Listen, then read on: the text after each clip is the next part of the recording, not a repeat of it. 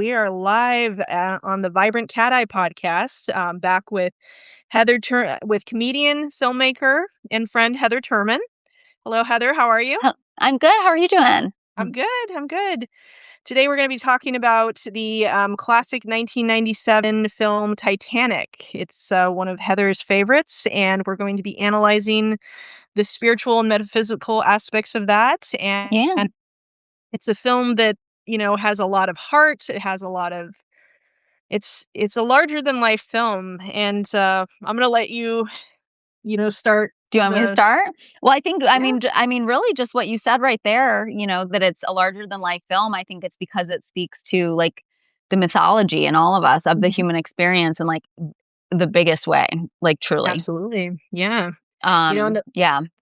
Go ahead. No, you go. I was gonna say too, the thought I had was, when you think about a ship, you think about the ocean water, it's our emotions and everything. And there are like plenty of emotions and of all sorts, like all these different sub stories, moving through this specific film.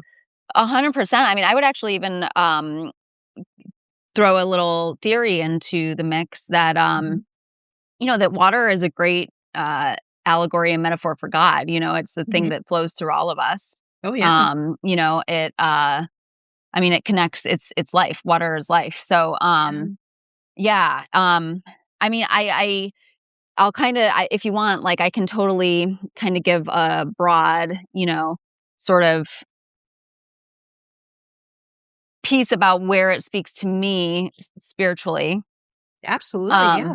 Yeah. I mean, I feel like, I've always personally identified with Rose's arc quite a bit and journey because, and I think anyone that at least grew up, I mean, she comes from a place of privilege, absolutely, but she still feels that she is able to see and feel that classism is wrong and that the system that she's in is prison, to the point that, she wants to kill herself, that's the only way to freedom. And I also think that that's the real mythological through line is the theme of freedom, right?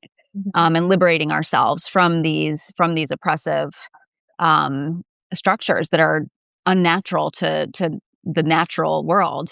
And it's just such a perfect space to explore it in because, we have, and I think it speaks to why people have been fascinated with the real Titanic sinking, because the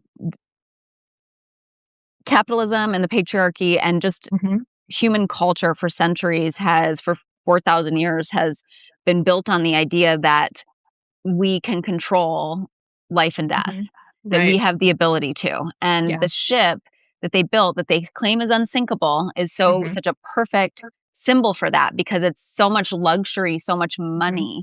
And at the end of the day, Mother Nature is still going to be able to take you down. You know what I mean? 100%. And that money isn't going to save you. Your luxury isn't going to save you.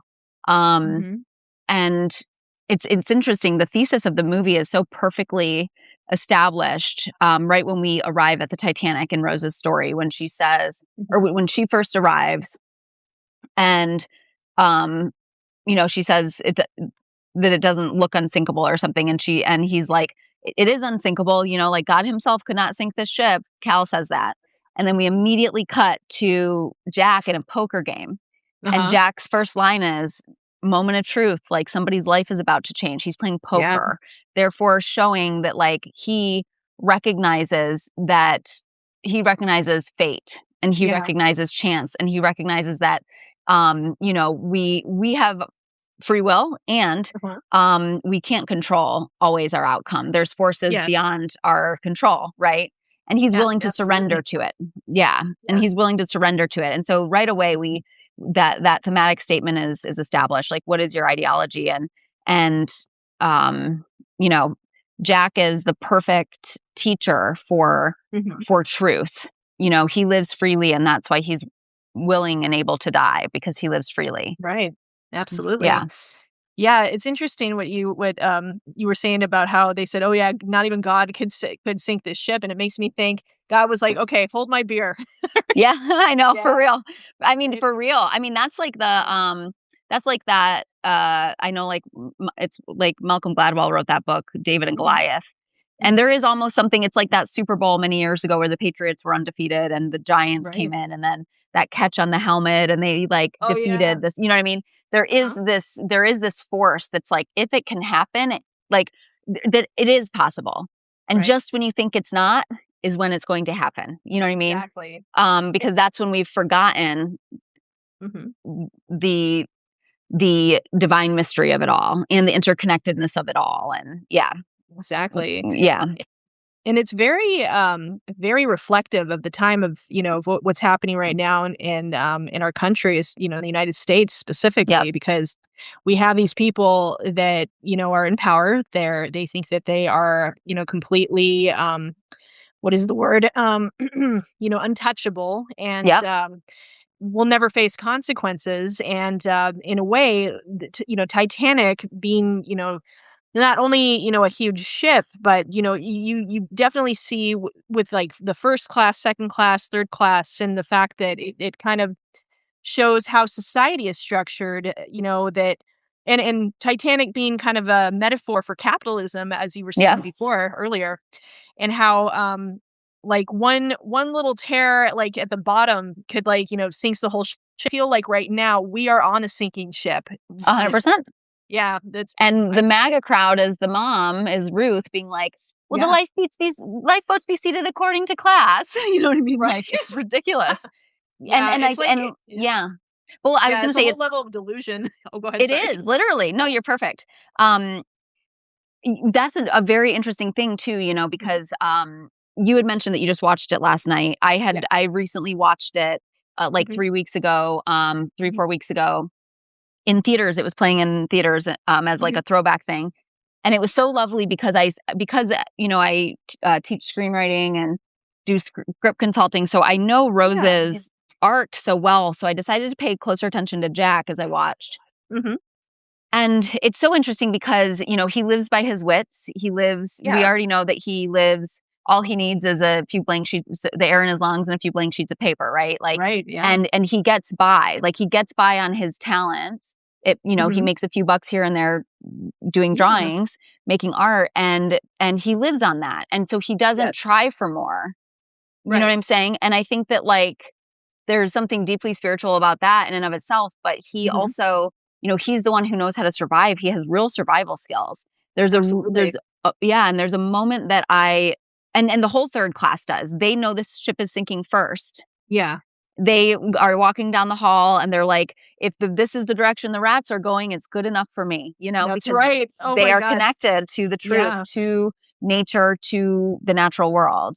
They know exactly. that, yeah, they don't try to best it or conquer it or beat it. They recognize that they're part of it and Right. that that's the way. Yeah. You know what would have been really funny, like, even just to throw in some comic relief, is if a bunch of rats just jumped into one of the lifeboats. You know, For they got to sure. the I know, poor rats. What's funny, what's a great I touch I know. noticed that James Cameron is a genius Uh-huh. because, when they're arriving at the ship, they have all that stuff. They have luggage, Yeah. suitcases. Mhm. They're at the very end, it's in passing. It's like happening behind people walking past, like when people are cowering, like, trying to get in the lifeboats. As people are walking past, you see people throwing bags off of the lifeboats, being like, "You're Yeah. not taking this.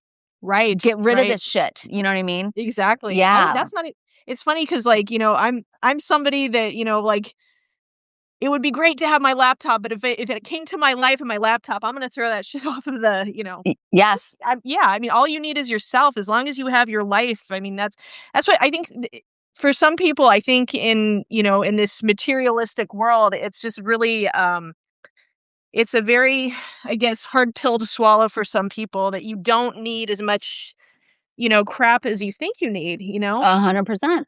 Well, and Yep. yeah, and just our attachment to the material world in general. Mhm. And, and that goes to so many things within this movie.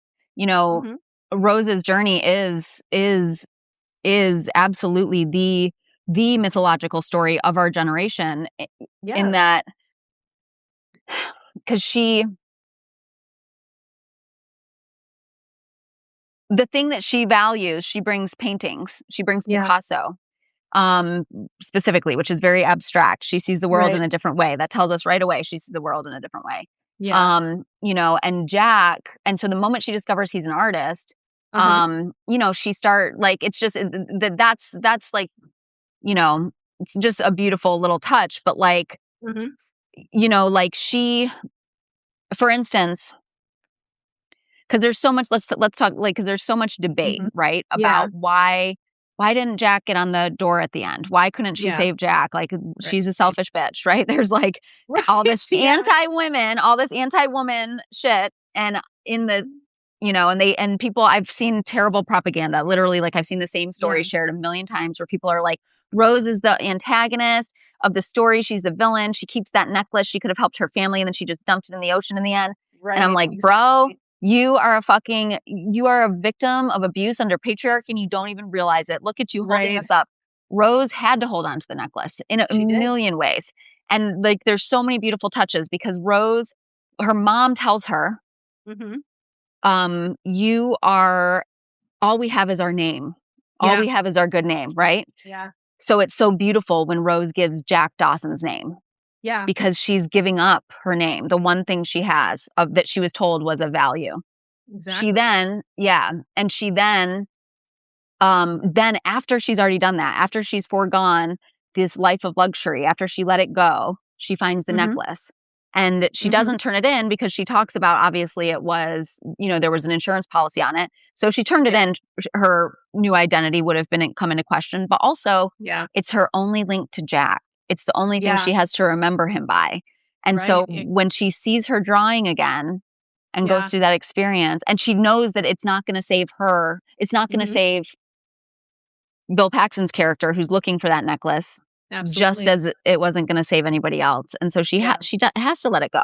Yeah. Yeah, and not only that, I mean, when she does throw it into the ocean at the end, that was, like, her final act of rebellion, like, because I mean, 100%.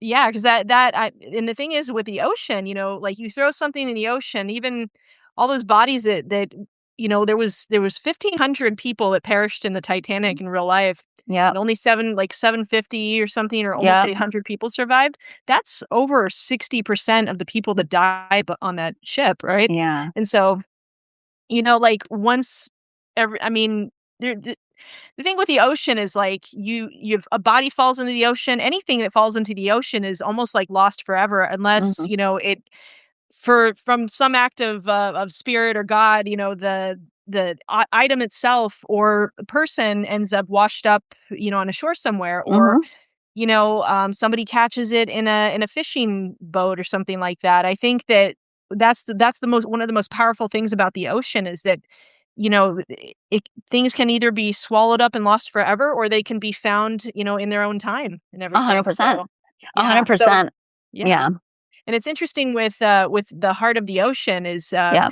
and what you brought up with Ruth and how you said that, all we have is our name. Like one of the things one of the energies I was picking up from that character is because she's trying to marry off his daughter to, this wealthy, abusive, Yep. egotistical, narcissistic man, right? And didn't care about her daughter's well-being, didn't care whether she was happy or not. She just saw dollar signs. She Yeah. saw her daughter as kind of her cash cow, but also like once her Rose decided not to get on that boat and she said, "Goodbye, mother." Yep. I could see like a part of Ruth just dying inside, but I had this feeling like she had her love for her daughter, but I think her love for some reason, like intuitively, I was seeing the heart of the ocean as a much bigger thing for Ruth than her actual, than her love for her Mm, daughter. well, I I think Yeah, yeah, I mean, yes, I mean, absolutely, there is totally something there. yeah, yeah, But I actually think because again, like, the theme of the movie is freedom, right? yeah, And yeah. safety, and, we are only truly safe if we're free, and, Mhm.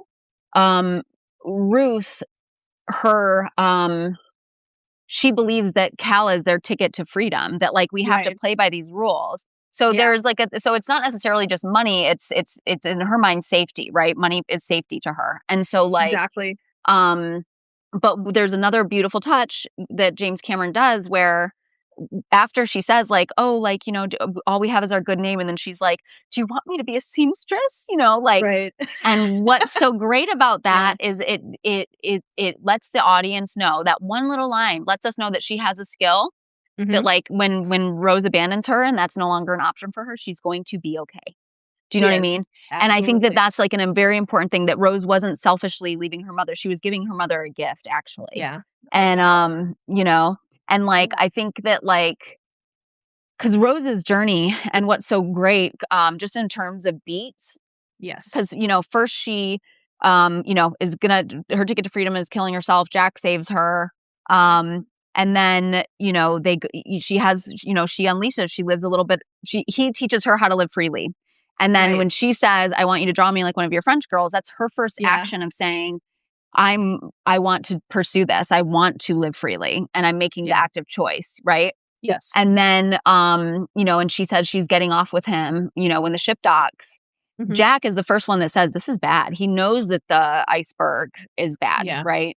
Yeah. Um, but so then, then she has to go, and when she sees them be disgusting, when she says half the people on the ship are going to die, and Yeah. he says, and Cal says, not the better half, and and Yeah. she's just like, you unimaginable bad, or no, he says, too bad I didn't keep those paintings, like they'd be worth more by morning or whatever, or that drawing, Right. like and Yeah. she's like, you unimaginable bastard. And then she goes down and she saves Jack, right? And Right. that challenges her. That whole journey challenges her, but she still depends on him, because like when that Mhm. guy drops the key and they're stuck behind the bar, or the Yeah. gate, she's like, hurry, Jack, like, Jack, get it. Like he's the one that undoes that. And he's the one the whole time guiding her, being like, this way, right? Right. All the way to the edge of the ship, where he's like, we have to hold on as long as possible. And that's the same edge where, and Yeah. she's like, this is where we first met. Right. Yeah. And then it's going down, and I think it's a real great touch by James Cameron, because Jack kind of stands up on Mhm. the bar when it's sinking. He says, take a Right. deep breath, and they take a deep breath, or he's like, Yeah. now, and then it's going under, and then he stands up, and I feel like it's symbolically like he's the last man standing, bro, on the sinking Right. ship, Exactly. literally. And Yes. Yeah. and it's gorgeous. And then you know she kicks, and he's on the door. He literally brought her to a threshold, Right. to a Yeah. threshold. And he lived freely. He couldn't imagine getting on that door. I heard James Cameron say in an interview, because he was asked about it, and he's like, man, you're really going there? He's like, his chivalry demanded it. He loved her. If there was Yeah. a chance that they could die, like, he'd Yeah. rather save her. So Yeah. and it's beautiful, because he says at the beginning that the water is so cold, it's like 1,000 knives, and so he's willing to sit in a Right. 1,000 knives. And Yeah. then she when she realizes he's dead, and he Yeah. had made her promise to stay alive, you're gonna stay alive, you're gonna live a life, you're gonna die an old lady warm in her That's bed, like, right. you're gonna do it. And he said, don't let go of that promise. And so when she makes the choice to jump into the Yeah. water, right, which Uh-huh. is what she almost did at the beginning under different circumstances, she wanted to Right. die in it. Now she jumps in it to swim, to get the whistle, to save her own life. And she finds the Right. will within her. So he had to die for her to make that full transition as someone Right. who has found a way to live freely, you know? Yeah. Yeah, That's that's my very big. wow. That's deep. There is such a profound depth to that Yeah. because it really speaks to, how much of a catalyst he was. Like it's almost like, they made it seem like at the beginning that it seemed like this could be like a forever love of hers. They could run away and spend their lives together, but really, I mean, his purpose in her life, as you said, was to act as this catalyst so for her to live her life to its fullest and everything. And Yeah. it's interesting because, her seeing her as an old woman, and she was what, 101 years old, or at Yeah. least Gloria You're like Stewart. 101 next May or whatever. Yeah, yeah, yeah. Yeah, Exactly. something So like that. she literally lived to be 100, and she literally lived to be, dying warm in her bed and everything. And it's fascinating because at the very beginning they show her, like with the clay and everything, and she's Yeah, living her life, and oh, I forgot. I was just about to make a point about this living about freely. living freely, but yeah, it had to do with old Rose, but it'll come back to me. It'll come It back to will. me, but yeah. But, But I feel yeah, that yeah, too, that she's making yeah, pottery and, um, and obviously we see all those pictures at the end at the roller coaster and yeah, she did. She lived a fully free life and she never cashed in that necklace because she didn't need that money and yeah, she held on to it because it's the ultimate test like and like I get it like oh when people are like but she could have left it to her daughter was fine and she knew that. You know what yeah, I mean? yeah, Like nobody needs that exactly, obscene amount of money. It's not going to save anyone. exactly, so Yeah. yeah, I'm glad that she did that because and even Bill Paxton's character, he wanted it for all the wrong reasons. I mean, it was to him, it was an ego boost. I could tell because, he had and it's not just the cigar that he had, but, just his whole attitude, surrounding, everything, just the way he's, Well, he says it's payday, yeah, boys. He really is like, yeah, yeah. And when he finds that art, he just thinks he's mhm, like, "What is this?" It's like covered in clay, right? right, he's like exactly. he's like, "Ugh." Um and but then he says he never let it in, like realizing that like how I could have it so wrong.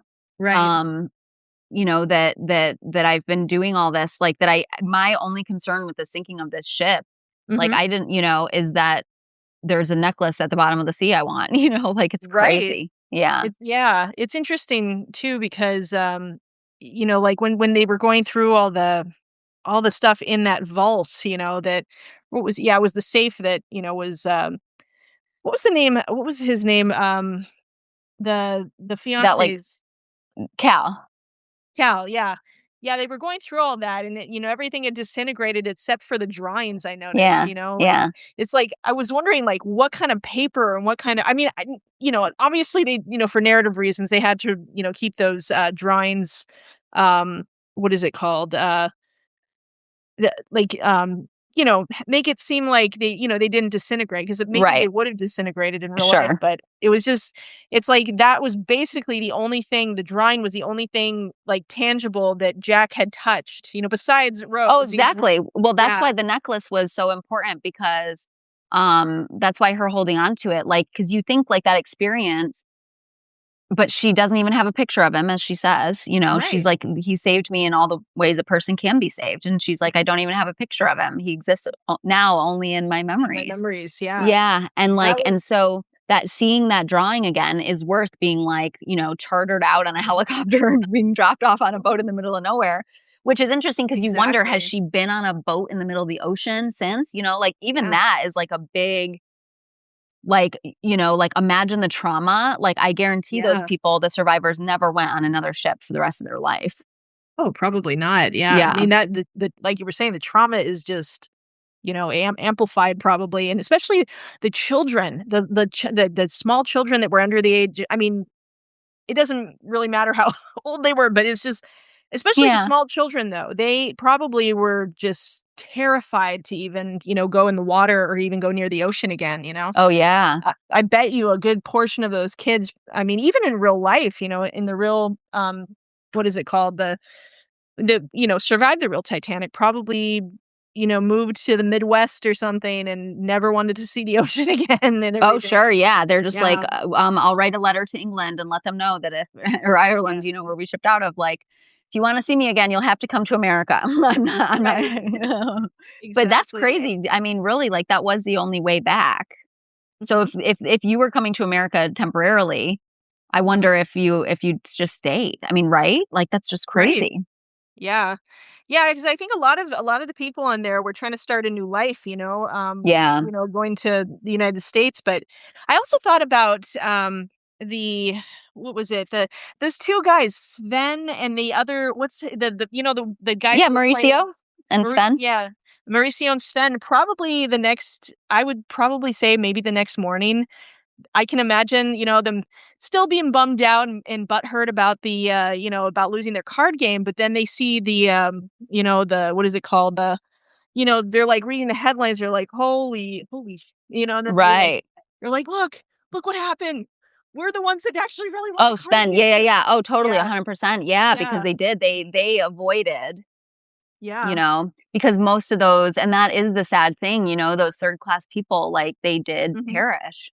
yeah, Um And it's just the ridiculousness of classism. And that's that beautiful moment. Again, what do Mhm. like Jack and when they come to that where the third class is locked in, like Yeah. caged animals, they fucking rip off that bench and they Yeah. charge the door. And, Yes. it's Yeah. so great, because it's just like, that's the things that like Jack is willing to do. Mhm. And when that you need to exercise your righteous rage, Right, and yeah, the tools that they had, I mean, the fact that they had that bench, it does remind me of what's going on right now. People are rebelling and they're taking that, they're like, they're not listening to, they're, because like right now we're come the authoritarianism rising in this country, right? In a way, the Star Line, some of the people, some of the workers that were like locking the people in, yeah. like in that, um, Like, you don't even get a workshop. chance to survive. Like, you're not, yeah, yeah, literally. Yeah, And I that's mean, literally like, you don't get a chance at a better life. You don't get a right. chance at a better life. That's what they're telling all of us. Yes, yeah, Yeah. And it's immigrants right like now. when they took that bench and they rammed, the gate, they're like, well, it's like Cal said before, but in a different way. He says, I make my own luck. Well, these people were also making their own luck as well, but they were also like standing up to that authoritarian, Well, I you think know. like that's the whole thing, right? Like, Mhm. because again, like that goes to his ideology, right? Like, Mhm. um, you know, because it ties to which is very rooted in Christianity, Uh-huh. um, which is that because, I mean, listen, we are exiled from the natural world Uh-huh. for a very important reason, and that is we have decided that we have the right to choose what lives and what dies. We have the decision. Right. That is the metaphor intended by the Bible when it says you've eaten from the Yeah. God's own tree of knowledge of good and evil. Right. Like you are trying to Yeah. decide who lives and who dies. You are exiled from the Garden of Eden. You do not live anymore in the natural world. Right. And so when this is the society that we live in, Mhm. the Titanic is a perfect, it's a micro of a macro. And that's Mhm. the whole thing is that this is a country that worships capital, that Mhm. literally, everyone's worth is dependent on money, and money is pretend. It is literally fake. It has Right. no value in the real world. What Right, does have exactly. value is solid wood that you can rip off a fucking floor You're to shove your way through a right. wrought iron gate. You know what I mean? What Exactly. does have value is, presence and, instincts and I mean, just all of it, Yeah. when Cal tries to buy his way onto a lifeboat and the guy Uh-huh. finally is just like, your money won't save you anymore than it'll save It's me. gonna save me, yeah. What's really fascinating Threw is the the money next at him. yeah, and what's really fascinating is the next thing he does, which is perfectly mirrored by Jack and, Mhm. Rose, in what they're going through during the sequence, but, Mhm. he uses a child. Yeah. He grabs a child and, and I think it's the perfect metaphor for the fact that, um, when money like, that they are willing to use your body Yeah. to survive, Yeah. And because it's they are so mhm. and it's rooted in a fear of death Yeah. that's rooted in I mean, that's the spark that made us early humans realize like, "Oh, I need to like, I want to try to beat this, like, stave off death as much Mhm. as possible." So all of this, Mhm. everything Yeah. is an attempt to, not die, to pretend that death Mhm. isn't coming for us. Mhm. But it is, and none of us It's can have a true. say in that, and that's the real truth. And all we can do is fight Exactly. for our lives, like Jack and Rose do. Yeah, exactly. Yeah, and, what was fascinating about, what was it? There was one thing I was gonna bring up here with, the fact that Cal used that little girl to get on that lifeboat and stuff just showed, I mean, to me, it validated just how much of a coward he is too, you know? Yep. Yeah, and, I know that they didn't have time to really, show what happened to the little girl and everything. She probably was grateful that, she got saved, but at the same time, like, it's the That's the purpose is that he never said, "Let's find your parents. Where are your yeah, parents?" exactly. That he was willing to take something that wasn't his, a human body, in order to Right. ensure his own safety. And suddenly, and she's kind of looks like a second or third class girl. Like she doesn't Yeah. isn't dressed like a first class little girl. And I think Right. that that's symbolic too. Oh, yeah, you're right. Absolutely. We are, Yeah. yeah, and I think that, and what's perfectly happening with Rose and Jack at that time is they Mhm. find that little boy crying alone in the hallway. Oh. Yeah. And they're like, "We can't leave him." And they pick him up and they start to run, and then the dad appears and they're like, "You're going the wrong way." They try to tell him, they try to warn him, and then they Yeah. have to turn around, but it goes to show, like, they were willing to save another helpless being, even though that Yeah. would have been burdensome for them and their Yeah. chances. You know what I mean? Exactly. And then it's interesting too because I think the father and the child ended up, dying anyway, because, they he wouldn't Yeah, we listen to them and saw them. stuff. Yeah, yeah. They Yeah. didn't trust Yeah. the instincts. They were just, and that just speaks to like a deeper freedom for Jack. I mean, Mhm. Jack is freedom embodied, and Mhm. and so that is why, you know, someone like that is deeply connected to their intuition, is deeply living in flow, right? Right. Literally.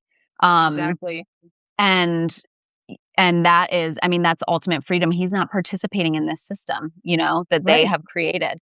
And that's why he's so dangerous, and that's why Right. Ruth looks at him like a bug that needs to be squashed. Right, exactly. Yeah. And it's interesting too because he tells everybody this, at the dinner table too when they, Mhm. are talking to him about or when he's telling them about himself and saying right now my address is the what was the RSS Titanic. RSS Titanic, yeah, and ends up you know and one of the man that was like, kind of he was like, here, the one that had the mustache that was Oh, I think Ismay. Yeah, yeah, yeah. well, no, it wasn't Ismay, it was the other guy with the top hat that was, Oh, yeah, yeah, one yeah. of the Yes, friends. yes, yes. Yeah, yeah, he was really, sorry, my cat is All good. wanting attention here, so All I'm good. trying to Oh, trying to I'm get gonna him pour to more stop tea. making noise. Yeah.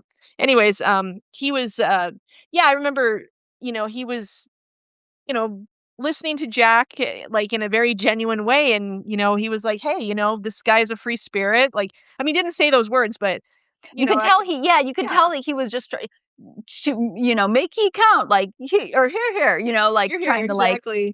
and then, and that's when Cal really is like, a real, or and then he tosses in that lighter and he's like, I make my own luck type thing or whatever. Right, Or you're, exactly. and again, that just speaks to the core root The ideology ideology? of I have Mhm, control, I will uh-huh, decide.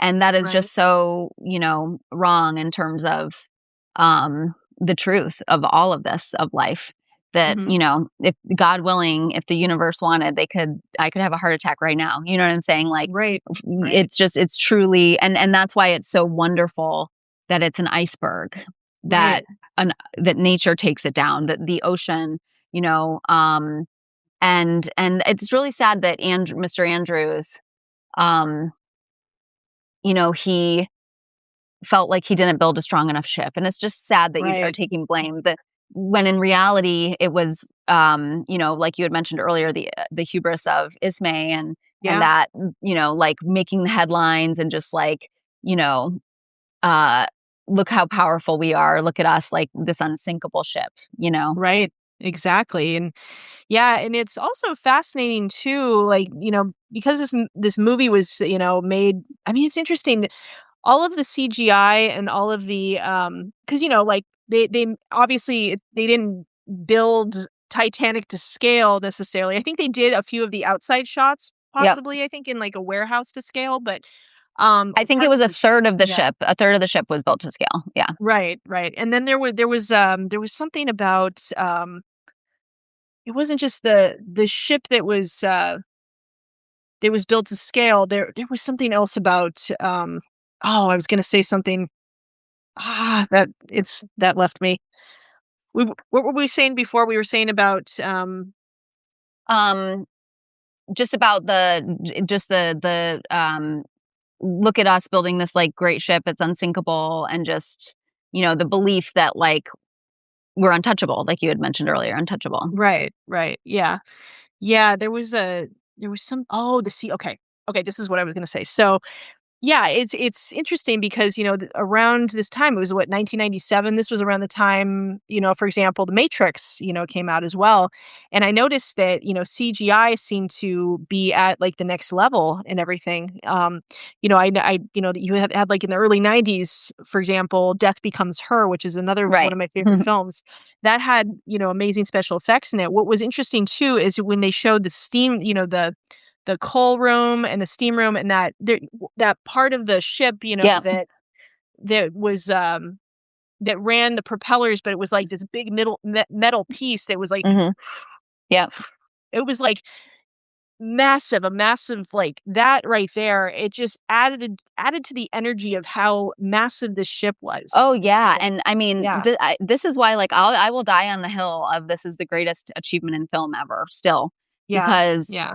because just the scope and the scale of it, and Mhm. the fact that he literally went to the bottom of the ocean. James Cameron went Yeah. down and filmed the Titanic and used that footage in the movie. Yeah.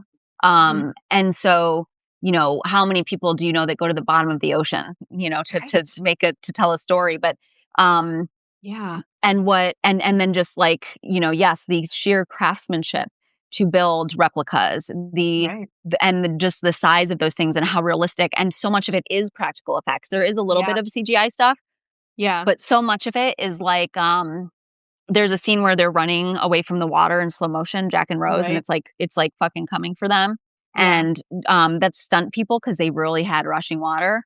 Yeah. And their faces are plastered on and it looks super it looked kind of bad. But Yeah. otherwise, it all looks so good because so much of it was done practically. It was done with a model ship in a hot tub. You know what I mean? So it was like a Yeah. hot tub Yeah. of water, and you just see the camera close and it's like a ship like this big, you know. Right. Um Yeah. but so much of it was done with practical effects, and I mean it's truly, and the attention to detail is Yeah. just next level. Mhm.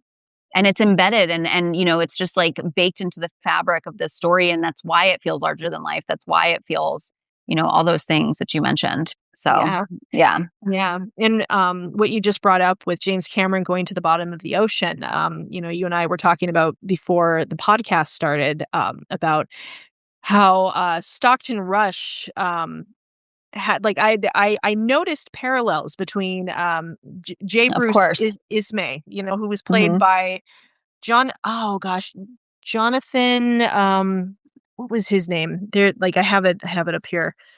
Jonathan Hyde is, Mm, Jonathan Hyde, like, if you guys have anybody that's watching this podcast right now, if you've seen Jumanji or, God, he's been in several films. He was in this show on FX that had to do with, like, a virus, mhm. recently. But he's a pretty incredible, British actor and stuff. Yeah. But yeah, he played, Bruce Ismay. Ismay, Yeah, yeah, who was, he was the one that he designed, like, he was the one that designed the actual ship, right? I think so. Yeah, yeah. And again, we were talking about the hubris of, the parallels between Bruce Ismay and Stockton Rush, because Stockton Rush being if you guys remember 2 years ago, the Titan submersible imploded with, Stockton Rush and, 3 other people. And, they were on their way down to see the Titanic, and, Stockton Rush, ignored, all of the advice, all Even the James Cameron came forward you and spoke about it exactly. because he knows all Right. the diving, the submarine standards and stuff. Yeah. Exactly, and so, like, there was something about the hubris, the ego of Stockton Rush and Bruce Ismay. It was very parallel, very similar, and it just again, what we were speaking about before about, making things larger than life, and, it being kind of an allegory for, like, the massive ego, but then, you poke holes in that ego, and then that ego deflates, and so, like, the ship being I mean, and the dramatic that was irony is just literally the most yeah. incredible because and it's so perfect. Like he's like, imagine the headlines if we get in on Tuesday night, and then when the captain Mhm. realizes it's going to sink and he says, "I believe you may get your headlines, Mr. Ismay." Yeah, exactly. And it just really is like, holy shit. I mean, because I try to imagine how I would receive that news when he says, "I assure you, like Mhm. like she will be at the bottom of the Atlantic. And they're like, Mhm. or when they ask her like how long, and he's like an hour, maybe two. Maybe 2. And it's And just help like, wasn't gonna come for 4, you know? I know, but it just really like, and then like when he tries to, when they're trying to reach the other ship, and they're like, oh, they're the only ones that responded. They said they can be here in Mhm. 4 hours. And the captain's like, 4 hours. 4 And you hours. just see him like have that like realization, like Yeah. it's just like a huge reckoning. Oh, speaking of which, there's a Yeah. great reckoning mirror Mhm. between Rose and Mhm. Ruth. Yeah. Old Rose at the beginning Mhm. when Lewis, who's like the one of the guys on Bill Paxton's crew, is Yeah, showing the her guy that with the the big beard and beard. the curly Yeah. beard, yeah. Great look. Yeah. He is showing her that computer rendition, the computerized like, and it's so soulless, and that's what speaks to him, and the heart of the Yeah. ocean. Like really, like Mhm. she did give them the heart of the ocean. She She did. made them see, yeah. She brought them to the real heart of the ocean because they Mhm. were so insensitive about it. It was just Oh, very like, yeah. first she did this and then she bobbled, blah blah blah blah blah. And Rose Yeah. is just like, that's the first time Rose is viewing it from that view. Right, You know what exactly. I'm saying? And so there is to me, it's like a recognition in her eyes, a reckoning Mhm. moment of like what she literally survived and went through. Yeah. And Ruth has that same look on her face when the ship is starting to do that in the water, and she's in the lifeboat and Mhm. she's looking out at it. It's like that reckoning moment of Mhm. like Oh, yeah. what have I done? What have I everything I've believed is like how like it's just a reckoning. She Yeah. obviously knows her daughter's on that boat, which is, I mean, it's just wild. Right, Yeah. exactly. Yeah, it's interesting that you bring up that part too, because I did notice how insensitive that man was to, just I mean, he does he's not even thinking about the fact that she lived this. Like, she was there, she was in the ocean. She was one of the last 2 people, her and Jack, to go down with the ship and everything, and she was in the water, so, like, I could tell that, there was a little bit of, like, her just, being polite, but then I could see that, the guy just he was just so clueless as to Well, and but yeah. she really like felt that. And so like, and that's Mhm. why she says like the experience of it Mhm. was a lot like, and she starts right in with like, it was a lot less, Right. it was whatever she says, but she basically says it that it was much different than what you're What you're describing here. describing, yeah. Another Yeah. beautiful touch from James Cameron that I've noticed too is that Mhm. when Rose first arrives at the ship, she steps out of the car Yes, yeah. and is in that big hat, Mhm. and she kinda, Oh, like, yeah. looks up from it. Ken Yeah, Yeah. and at That the was end classic Kentucky Derby hat. for sure. Yeah. And then at the end of the experience, and she hides her identity on the boat, and Mhm. she's covered in that Yeah. blanket. It's, like, Uh-huh. such a perfect mirror, perfect character arc, perfect Yeah. transformation. It's Such a like trans beautiful. Yeah, it's like a transformation from one identity to another? Yeah, Exactly, yeah.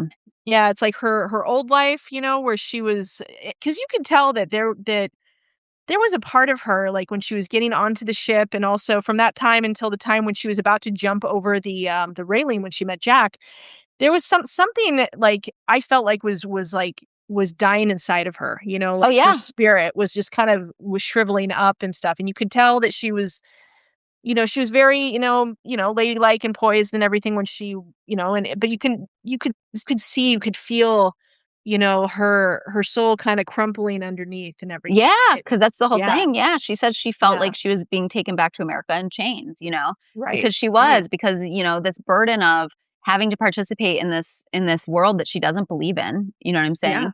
yeah.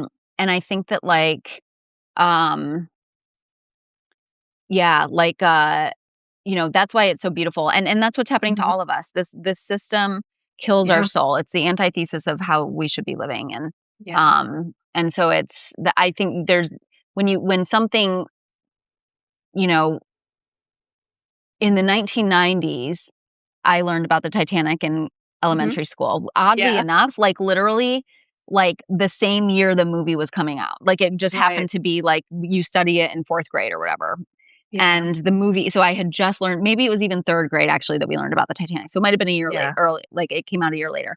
But it just, Mhm. like, the fact that I had just learned about it and then this movie was coming out, but that was at that point, 80 years, and, were, or 84, I guess, Yeah, um, yeah.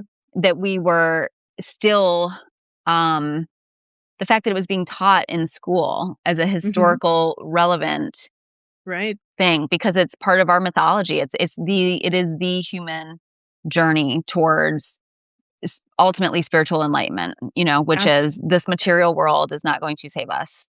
exactly. It's Home isn't interesting. here. Yeah. It's here. And it also reminds me of, uh and actually, I'll get to what I was gonna say in a bit, but one of the things, since you brought up, you were learning about it in school and everything, I remember seeing this movie in theaters when I was 9. This was, yeah, when it was released in 1997, I was 9 years Yep. old. I went with my mom and I think my sister, and, my mom was crying, like, by the end of when Jack was in the water and everything, and the people around us were just getting all weepy-eyed, and then after I saw that movie, I was just fascinated with the Titanic. I wanted to learn more about, the real Titanic, so I remembered, like, for a couple of weekends, I would go to, our library here in Anchorage, Alaska, called the Lusac Library. It's, our biggest library in the state, as far as I know, and, Mhm. they had Anchorage Daily News, or before Anchorage, I guess it was called Anchorage Daily News when I was a kid. I think it's called something else now, which I'm spacing the name of, but I think it was also called Anchorage something. But anyways, the papers had, an article about the Titanic, because around that time, Anchorage, Alaska was a tent city, so it was just Mm. getting started, because it was established, I think, in like 1916 and stuff, but before that, people were living in tents here, and I think, whenever they started that paper, I think, like, there was articles that existed, and they had them in the archives at this library, so I was reading about, that from, the perspective of, being, the people being here, in Alaska, reading about what's happening, in the Atlantic and everything, and that was really Yeah, fascinating to that is see. fascinating. Yeah, yeah, Yeah, and because people so much more connected to the natural world. yeah, yeah, Yeah. exactly. And it's interesting too because, like, whenever a movie comes out like that, that shows a historical piece, even though there was obviously Rose and, Jack were, fictional characters, but still they I bet you there was somebody on that ship, that was probably, reflective of that, maybe they lived, maybe they passed or something, but there were so many people,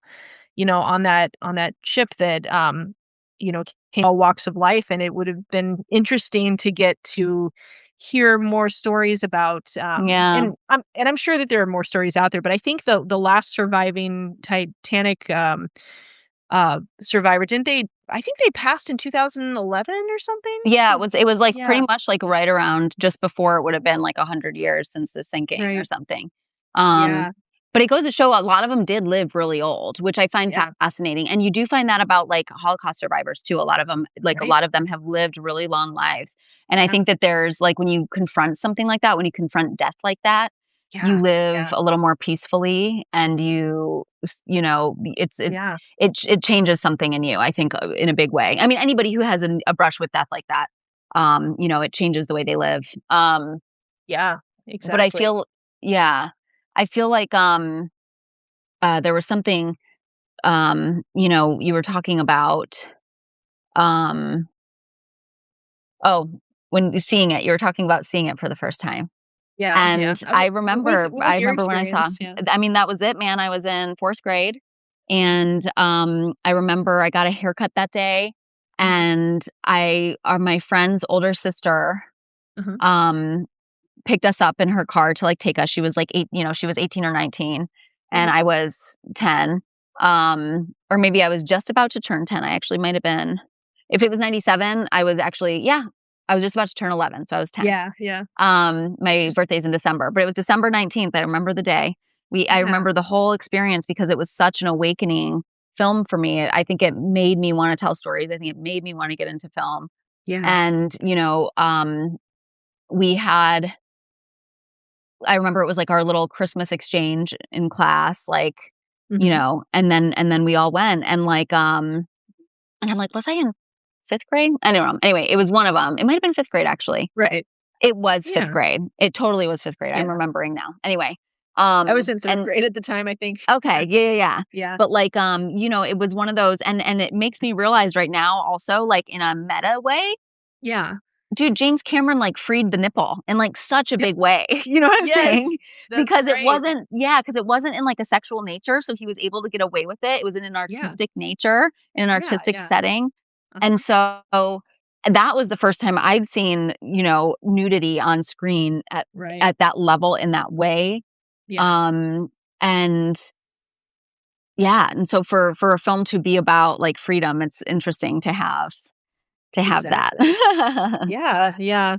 It's interesting with, about the freedom aspect. I was gonna say too, one of the things I wanted to talk about too is the fact that, um like, towards at the very end, remember, Jack was saying, "You're gonna die, an old woman warm in her bed," right? And after she threw the heart of the ocean away and we see her in her bed, going to sleep, like, the next scene, they show the bottom of the ocean with the Titanic, then all of a sudden daylight just penetrates it in such a powerful way, and then Mhm.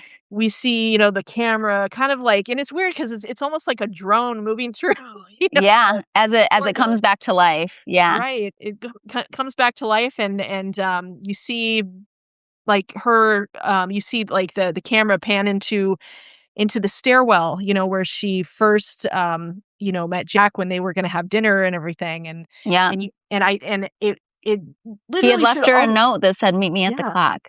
right, exactly, and it was interesting because you see all of these people that all people that died that we know died, Yeah, on that waiting ship, for her, yeah. waiting for her, and they're like, "Hello," They're like, that part, it reminded me because, like, I'm fascinated with movies, and stories about the other side, Yep, and I would have loved to have seen that, if I know that they didn't have time to do it, it was already a long movie, but if they had done something like, What Dreams May Come, for example, I was just it made me think about, because I did a podcast, about this last year with my friend Christine, and we talked about, the connection between Chris and Annie, both in the book and in the movie, and how, very different the stories were in the from the book to the movie, but the connection between Annie and Chris remain the same. And I really feel like there's that kind of similar energy between Jack and Rose. mhm. They weren't in each other's lives for very long, but you could tell that the two of them were soulmates. And Yeah, he was supposed to be there for her at that time in those few days. Even though she, 100%. yeah, Which is also such a feat that James Cameron got us to believe that people fell that deeply in love in, like, 48 hours, you know what I mean? yeah, Like, yeah, if you notice, Jack sees yeah, her first for the first time. When right, she walks to the edge of the thing and he, like, looks up and his friend's like, "Yeah, like, good luck getting you to around the likes of her, bro," like, type yeah, thing.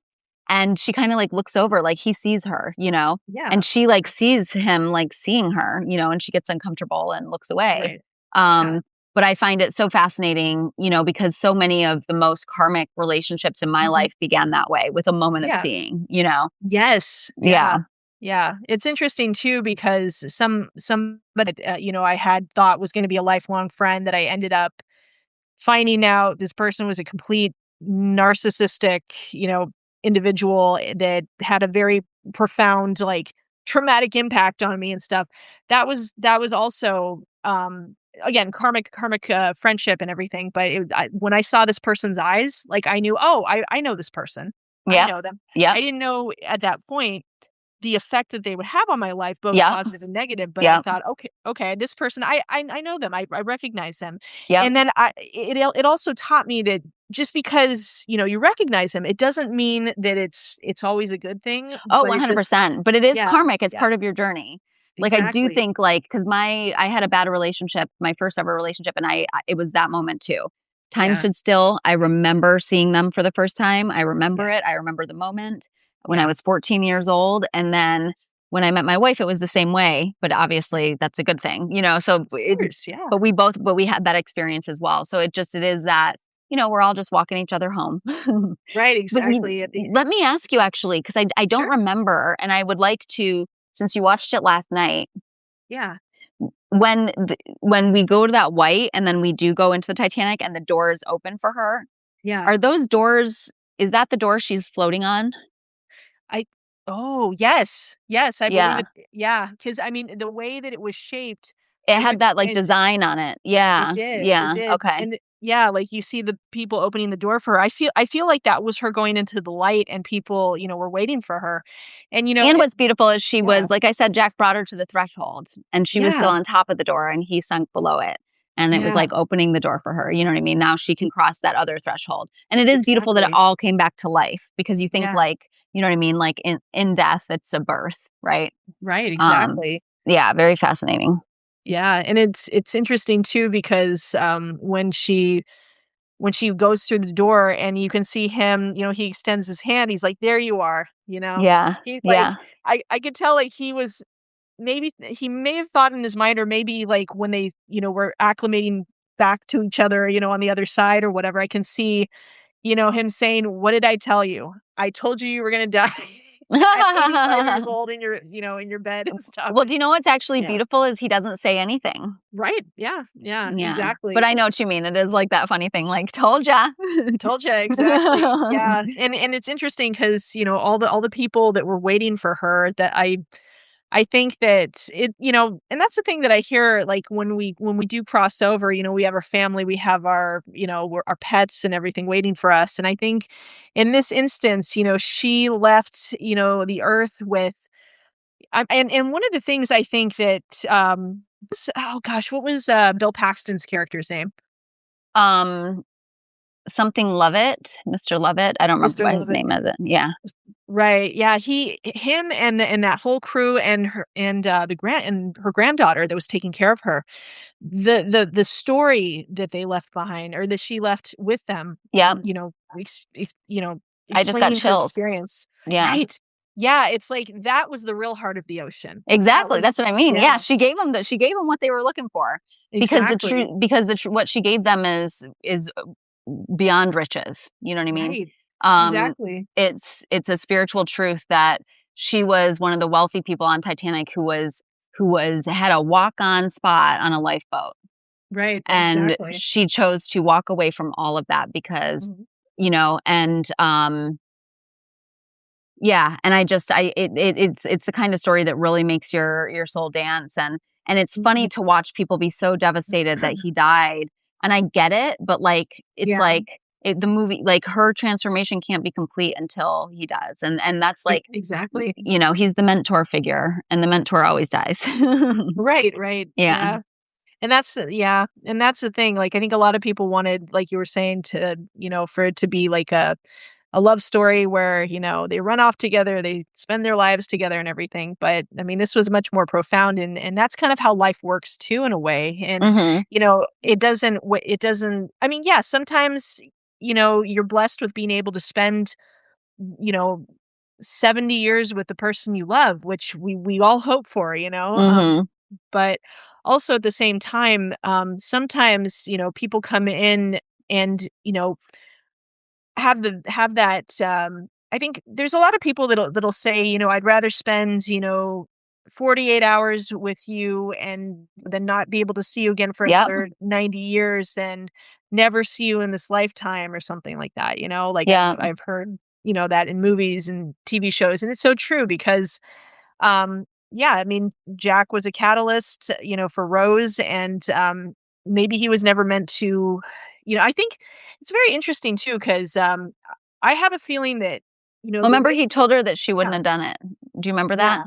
yeah, yeah, He said he likes Caesar, and she's like, and he's like, "You wouldn't have done it." And she yeah, kinda, like, yeah, scowls. yeah, exactly, yeah, yeah. It's fascinating too because when they were on that, when they first met each other on that Yeah. on what is that called the railing, and, he was trying to talk her down and everything. And he was explaining about how when he was a child, he fell in ice water, living in Wisconsin, Yep. which from what I hear is cold as hell too. Mhm.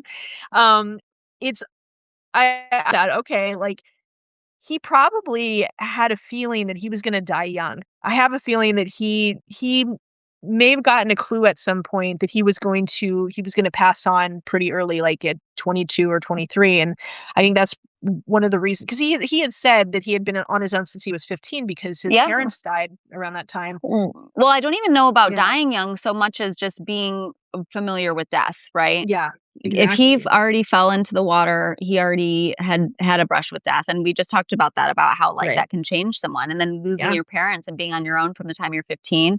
Yeah. And he decided to, live. He said, he was, like, jumping trains for a while, getting from Right. place to place, Yeah. just literally, and those choices are out there for us. We're so glued to these systems, and we really want to live that way. It Yeah. speaks to the depth of our soul. Like, we Yeah. really are like, "Bro, yes, I wanna live that way," you know? Yeah. Outside of a system that's supposed to keep us caged in, and I think right now we're in that space where I think people are making the choice to live off grid in a way, Mhm. and Oh, for making sure. their own and making their own freedom, and realizing it's a system that we're all trapped in, because there's such a lack of accountability, in Mhm. this society, and not just, not just a lack of accountability, but it's like the system is designed so that not one person or a group of people can be held accountable, but once that system comes down, then what I call the gatekeepers of that system start to come out and, complain Oh, for about it. sure. Yeah. Well, it's an abusive dynamic is what it is. Yeah. It's a pyramid shape, it's a top-down structure, and the Yeah. people at the top are at the top, on the backs of everybody else.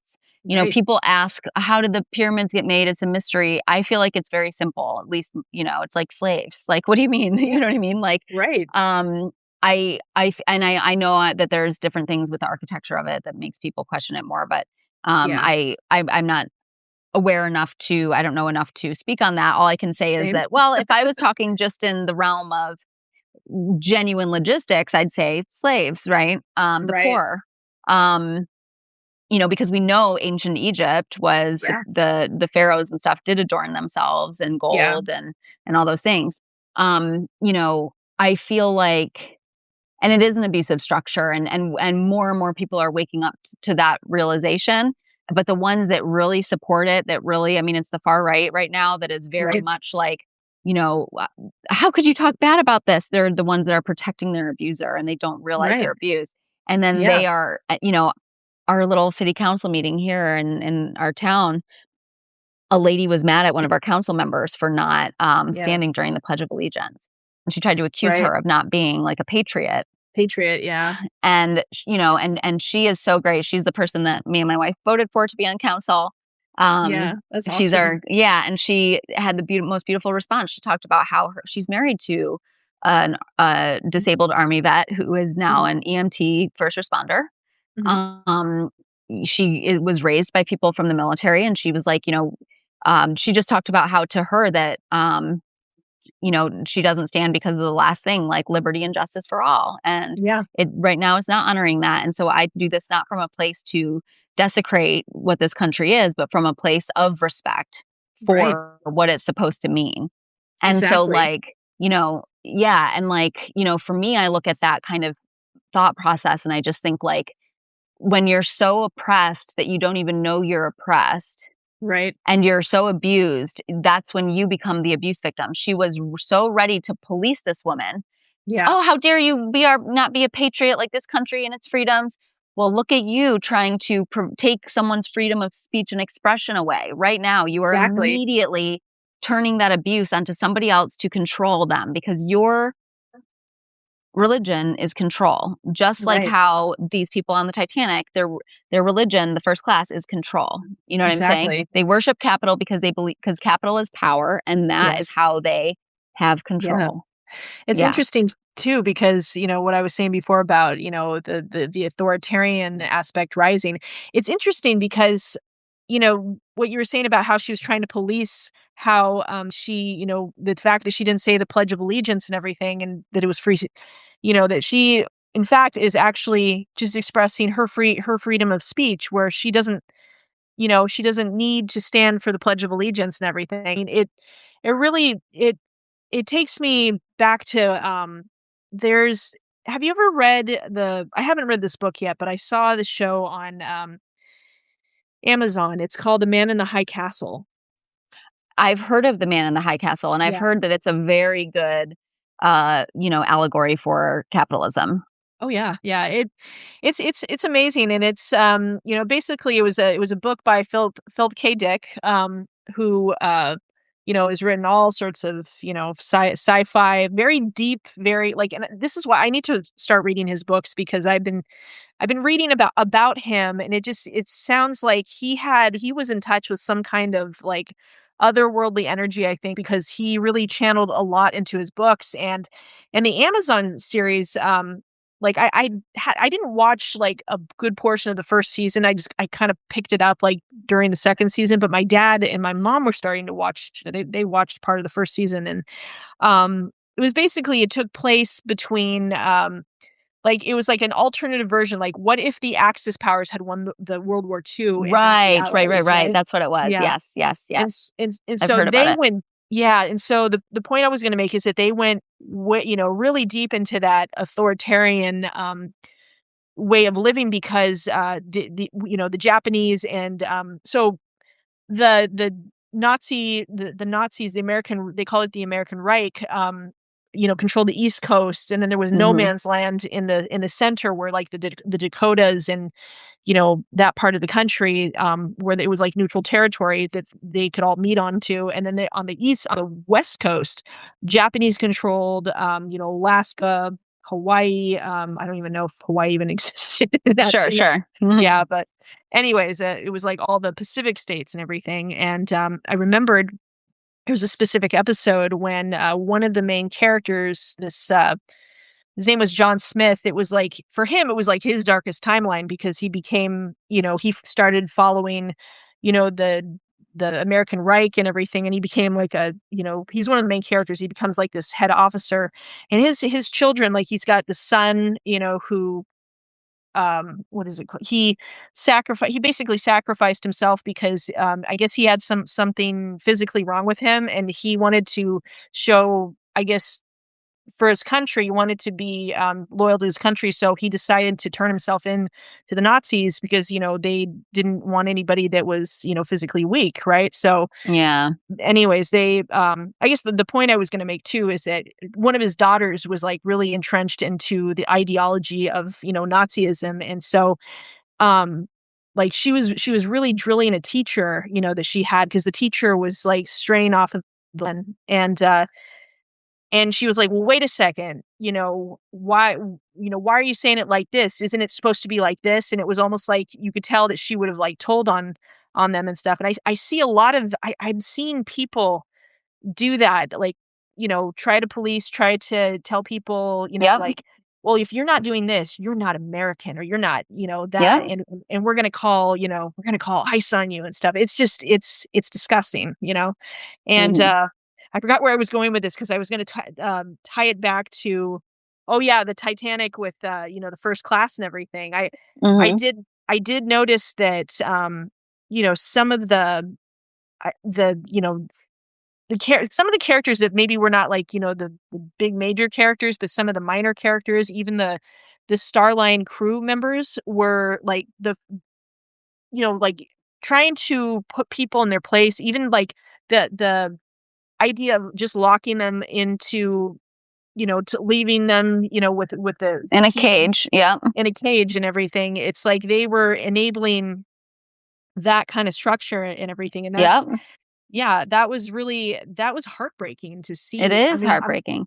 Yeah, yeah, and it's happening all the time, and like you just said, it's those people that are like, "Oh, I'm gonna call ICE on you." It's like, you are under such severe control that your right. only way to feel it for yourself is to control someone else, Yeah. and that's the wrong way. and that's the whole thing, right? With Yeah. them, Jack and Rose picking up that kid and then telling the guy, like, you're going the wrong way, you're going the wrong way.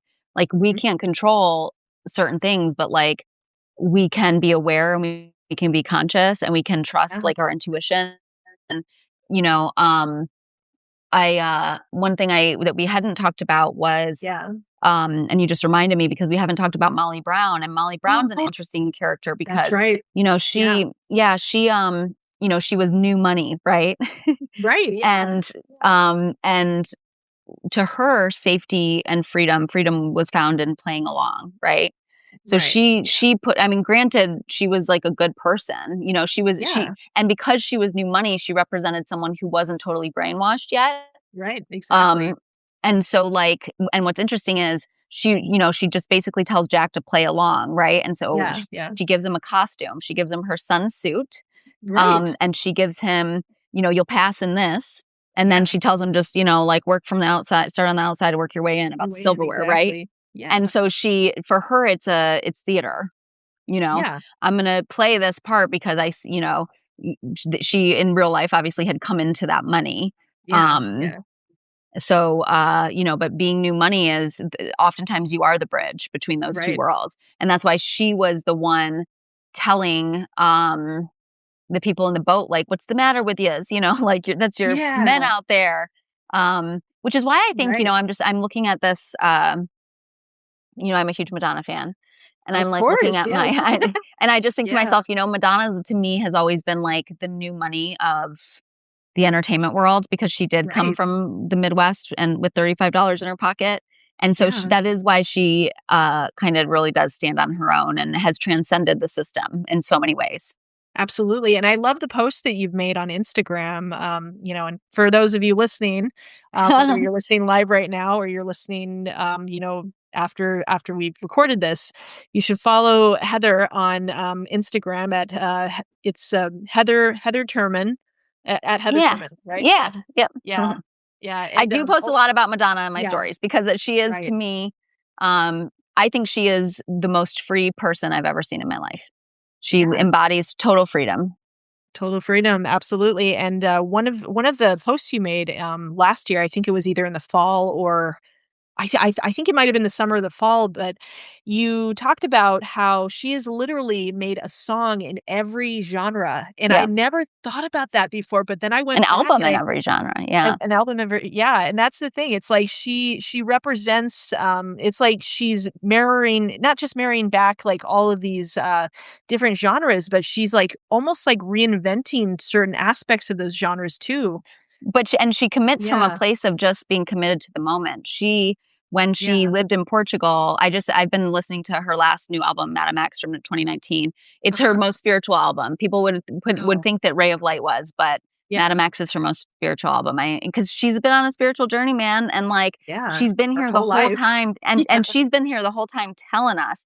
yeah, She is such a beacon of truth, and mhm, like yeah, I just went like me and my friend last night like dove deep down it, so it was like fresh in my mind. But like really, like yeah, it like sometimes blows my mind because just how the media has treated her. And I know that there's questions about plastic surgery, but I think that Madonna has a message to share, and she right, knows that if she can make a concession and try to look young because that's the only way that people are going to listen. right, You know what I mean? Because she yeah, still yeah, has a message to share. absolutely, This is and spiritual yeah. one. Right, she'll always have that youthful energy though too, even if, hopefully she lives, to 100, obviously, like, I can yeah, I mean, it'll be interesting, to continue to see, like, what, music she comes out with and everything. Because one of there are several songs that I like that, actually, I made a Madonna playlist Oh, cool. on Spotify. Like, I'm trying to get off of Spotify because, Yeah, there's, yeah, they're the evil. whole thing with Yeah. exactly. But yeah, I'm trying to find a way to just move everything off. But Yeah. I was listening to a couple of my favorite songs are, I'll Remember and then La Isla Bonita. I was listening to that Yeah. this past summer when I was kayaking. I just got into kayaking not too long ago, and I didn't realize like how much I loved it until I tried it and stuff. And I went out onto, this lake in my hometown called uh DeLong Lake, and it's really pretty when the sun hits it and everything. And so I was listening to that on my phone as I was, like, I guess working out with, paddling around the lake. And it was, yeah, that's one of my mother's favorite songs. I love But that.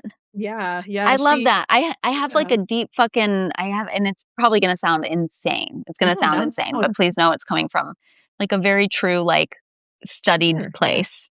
yeah, yeah. That I have a theory that like Madonna is like the fucking light right now, bro. That she is like Oh, yeah, the and has been for 40 years and 40 yeah, plus years.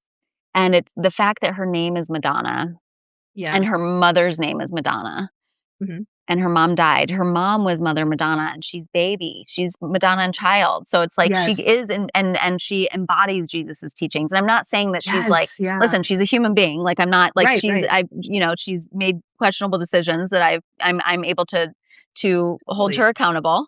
yeah, Um yeah, and she's everything that human, she's yeah, if you really listen to she's been trying to tell us the truth about self-belief. mhm, This is a great quote that she had said. The only true safety in this life is self belief.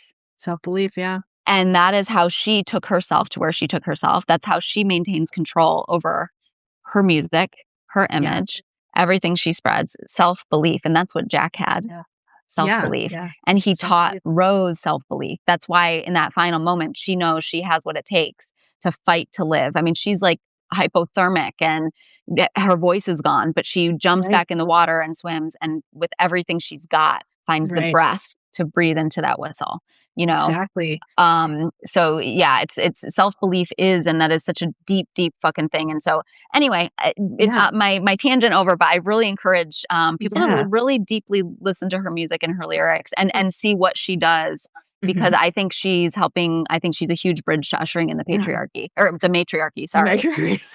a huge Yeah, bridge to it. to yeah, to exit In a out to big the way. patriarchy, Yeah, right? Yeah, like in a big yeah. way, truly. Oh, Yeah. yeah. It's interesting you say that, and I don't think that's insane at all. Honestly, the way you're describing it makes me think about how there's certain people, like, I know that Buddha and Jesus Christ and, they're called, they call them ascended masters and stuff. So Yep. in a way, for her, she's kind of an ascended master over time, meaning she's helping the collective raise the Yes, consciousness of this yes, planet. yes. She's It's this helping them believe yeah, in themselves. That's what I mean. exactly. It's the most deepest, like it's like the deepest truth because we don't topple down the patriarchy, we uproot it from the Yeah, bottom. exactly. And so like and that's what's happening right now. Mhm. And so yeah, I was saying to it's funny because people are always like, "Oh yeah, I don't really know her music." But they really do actually. And then Yeah, when you actually break down the lyrics like something simple like Vogue, and I say simple, but Vogue is like fucking heavy. Vogue is yeah. look around. Uh-huh, Everywhere you turn is heartache. It's uh-huh. everywhere that you go. You try everything you can to escape the pain of Yeah, life that you know. When yeah, all else fails and you want to be something better than you are today, I know yeah, a place where you can get away, right? It's called a dance uh-huh. floor. And here's what it's Yeah, for. You know what I mean? It's like yeah. deeply fucking, and you like truly, like, so Right. anyway, That's deep. Her music is again, like, we could do, like, old there's podcasts on spiritual this too. messages in all of it. Yeah, Yeah, truly. And exactly. Madamax, check out Madamax really Okay. and read the lyrics as you go through it. Yeah. I would love to hear your thoughts. I would love to give them to you. Yeah, we should definitely, maybe, like, in the future here, like, do, like, a live or Sure. a podcast or something on Madonna. And yeah, because there's definitely, oh, I grew up, obviously, like, we both grew up listening to her music and Mhm. everything. And, my so so my mother was born in Mexico, and that Isla Bonita, it reminds me so much of my mom because, she had several Madonna albums, when I Hell was yeah. growing up and everything. And so, like, it's like her music takes me back to the 90s, when, Right. during, like, the happy times, that I Yes. had and everything. So Yeah, and I wish that Madonna had I don't remember her having a song on, like, Titanic. That would have been amazing if she You know what's had. interesting though? Yeah, Ray of Light, which I do think her career can be divided between before and after Ray of Light because that was the right. beginning of her spiritual awakening. Yeah, Um, but Ray of Light and the Titanic soundtrack battled yeah. for first place. Ray of Light is she won 4 Grammys, but it's her was her first Grammy win. Yeah. What Oh. it never got to first place. Titanic soundtrack was number Oh, one. yeah. Yeah, Yeah. it's very My Heart Will fascinating. Go On, right? Yeah, yeah, for real. Yeah. My Heart Will Go On. That is the perfect song for it. And That people like, yeah. like, "Oh, so cheesy," but it's just like it's deep also. Yeah. It's interesting too, speaking of, like, the roots of music and, we're talking about Titanic and Madonna, I don't know, there's something about the score of Titanic as well that, is just so beautiful, and it had, there were a lot of what, and I don't know how many of the people on the ship were from Ireland, but there was just this beautiful Irish music, like, kinda Yep. threaded throughout the score of this movie, and it's like, I felt really connected to that, like, Well, because of I the Irish yeah, fought for their freedom in a really deep way from the that's Brits, right. you know what I mean? Yeah, And so yeah, what's especially great, is that they're dancing with the Irish below deck. And right, the Irish, like, you know, and many of them were the ones working in the steam room. And, yeah, like, and I think it's symbolic because the Brits did, oppress mhm, the Irish for a very long time. And the Irish they are the only did, ones who've never like, not the only ones, but they've never fought a war, right, They fought for their freedom, their independence, but it's different. yeah, Yeah, there's it's a spiritual, and it's layered in, I think, very purposefully, yeah, that music. absolutely. Yeah, it's interesting too because when I was hearing, that music and I was seeing Jack and Fabrizio, get on the ship, for some reason, it made me think of, Gangs of New York, which I recently revisited that film after, like, a decade and a half, Mhm. which was fascinating. Have you seen that movie? Not since it was new, so I'm curious Okay. I'd be curious to rewatch, yeah. Yeah, yeah, you should rewatch it. It's because what's interesting about it is, like, it took place in, like, 1840, so this was obviously, like, 60, 70 years before Titanic sank and everything, but it was very fascinating, because obviously what was it? Leonardo DiCaprio also was a part of that, Yeah, it was made around kind of a similar like, I think a few years after Titanic was released, and it was just interesting because, he was part of his father was part of this I his character's father was part of this Irish gang, that went up against, what's his name? Daniel Day-Lewis's character and everything, and he left for a while after so his father got killed by Daniel Day-Lewis in the very beginning, and so, like, I mean, it's been a couple of months since I've seen it, but basically he left for a while, he came back, Daniel Day-Lewis didn't recognize him at first, right, but, he was trying to kinda get an in so that he could seek vengeance and, avenge his father, and it was interesting because throughout the movie, you kinda see, like, what old New York looked like before it really all the right. skyscrapers and everything, and how, there's such a rich history, like, even before it became a city, it was, the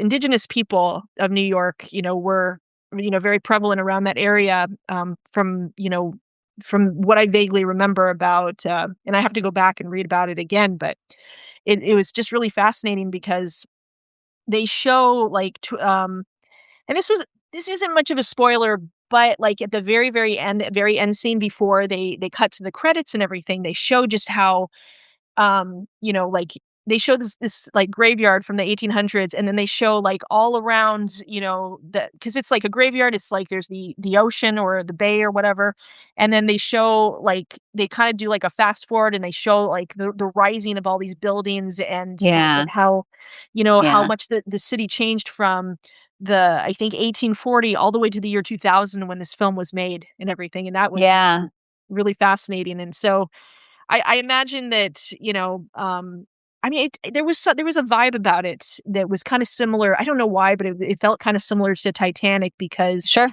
yeah, because you know It's about the pursuit of, wealth, right? yeah, Yeah. pursuit of wholeness and the pursuit of, just, having Control. having an ab yeah, having a free life, and abundant life, Right, but right, not right. even yeah, but not even Well, I mean the necessarily in bad regard guy having yeah. control is what I mean. Yeah. Right, right, right. Yeah, Oh, yeah. okay. Yes, yes, yeah. Yeah. Yeah, yeah. Did you wanna do you wanna do a tarot?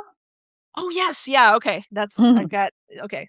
I got the inversion tarot right here. This is one of the Fun. coolest yeah, this is a really cool deck. If you see this anywhere, like Barnes& Noble or Amazon, it's got, kind of the like a almost, 1800s or 1700s, like, wood carving type of, Yeah, I love that. it's really, really cool and yeah. Um, let's see, what question would you like to ask the Should I ask about, like, a character, or should I ask a question about the movie? whatever you wanna do, like, whatever you feel is the strongest about. Um, let's find out, like, about Ruth. Did Ruth ever find peace? Is that, like, a question we could find out? Oh, that's so funny that you say that. I was just thinking when I was thinking about yeah, we can totally do that because it's funny you mentioned that because when I was thinking about doing the tarot readings last night, I thought about what happened to Ruth? What happened like after, I mean, we assume she probably had to be a seamstress, which it's not yeah, had to. Thank God you have a skill, yeah, Ruth. That's the point. Yeah. right, exactly. And yeah, That's your safety. Yeah. right.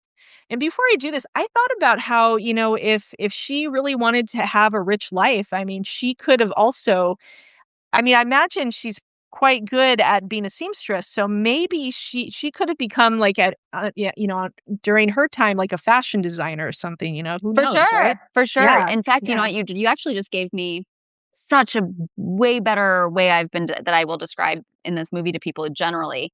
You just yeah, made me realize that the heart of the ocean, that necklace, yeah, what Jack gave Rose was worth so much more than that. right, Yes, exactly, yes. exactly. Which is why she was like, "Whoop," like, right at Yeah, the end. yeah, literally. She Boop. yeah, she made that sign, she was like, Boop. "Boop." Alright, so you were asking, like, what happened to Ruth after Rose never spoke to her again, right? Yeah, did she find peace? Yeah. Did she find peace? Let's see. Okay, so I'm gonna do a 5-card spread. Main card, challenge card, hidden influences, and conclusion. Like on okay. It'll show kind of, a little bit of your journey there. So Sure. Yeah, yeah, yeah. yeah. Okay, so did Ruth find peace? Let's see. Oh, this one wanted to come out. Uh-oh. 5 of Pentacles. What's that? So 5 of Pentacles is like in the Rider-Waite tarot, that symbolizes somebody being left out in the cold. Mm. It's the couple or the 2 people that are just like this, huddled, and they're outside of the church, and they're in the cold and stuff, so Interesting. yeah, yeah, that doesn't look promising, and, let's see, what so her challenge right now is her emotions, and this is the Mhm. Queen of Cups right here, so she's really struggling, with I mean, not just because, of just the Titanic, but just in general, she's very, very cold person, and Mhm. was really just, as you were saying earlier in the podcast, she says, "All we have is our name," and everything, and so, Mhm. like, her challenge, after, what happened, to with Rose, her not even realizing it was is dead or alive, because I from what I understand, she never saw her mother again after Well, that. yeah, she never did, Yeah, so yeah, yeah. exactly, so, I think that's something for the rest of her life that she really struggled with, was coming to terms with, that, with her emotions and being able to manage them, and, just never obviously, no one would ever get over what happened to them Yeah, in that traumatic event, because basically she lost her husband, she lost her daughter, not in the way we think. She lost her right, family's yeah. to death. To But she doesn't her, know that. She yeah, thinks probably, yeah, she doesn't know that, so it's, but to her, she's dead to her, basically, and stuff, yeah, unless Rose were to be like, "Hello, mother," but yeah. she would be like, she Yeah, probably would just die on the spot there, unfortunately, I don't know. Anyways, mhm. okay, so and then something that's let's see, okay. And this right here is like what's going on also internally, which is the Two of Swords. So it's like closing herself off. That's the card where, the person's blindfolded, their heart is closed. So she's got a closed heart, you know? Yeah. That's the thing. Like her emotions and her heart was all in the material side of things and stuff. And so I think that's something she struggled with, like for the rest of her life. Yeah, So well, I mean, it's having a closed heart is what makes you Mhm. obey and participate in that system. Yeah, and the outcome of her life, like, towards the end of it, she got the Fool. This is interesting because I think it wasn't until the very end of her life that she ended up, hold on, sorry. My cat found some His catnip. treats, his catnip treats, trying to keep him busy so he doesn't make a bunch of noise and stuff. Yeah, there you go, buddy. Oh, he just took it out of my hand. Here we go. Anyway, so the Fool, yeah, the Fool is to me is some of like I think at the very, very end of her life, like right when she was on her deathbed, I think this is it was her going, just for the most of her life she was closed off, closed her heart, but I think at the very end she might have had some realizations about herself and everything, Mhm. which is fascinating because I can see that probably would have been, maybe having a lot of regrets, but also the Fool is about new beginnings as well. So Mm. maybe when she crossed over, she, realized, hey, I'm gonna have to approach this a different way. Well, That's just something. even or just even, like, right at the very end, like, when you take Mhm. stock of your life and you realize, like, what mattered. Yeah. She would have been alone on her deathbed without her daughter, Right. so there is that. Exactly. Yeah, that is very interesting. Yeah, and it's interesting too that I got the feeling like intuitively that Rose, I don't even really think thought about her mom all that much ever again because not it wasn't just that it symbolized that old life, but I don't really feel like she had a very strong connection to her mother anyway, you know? Well, yeah, the mom wanted to put her and wanted her to be what she needed her to be. She didn't Yeah, want her to be herself, and that's what I mean, like, that's the greatest oppression we can, yeah. and I grew up relating to that, my Me parents, too. Yeah, bless my parents' hearts, but they're yeah. like, a bit of, country club people just always worried about, fitting in. Mhm. Oh, totally. Yeah. Yeah. And yeah, with my family dynamic, there were pressures, with myself too to conform and, don't try to stand out, but I did anyway, and Yeah, good for because you.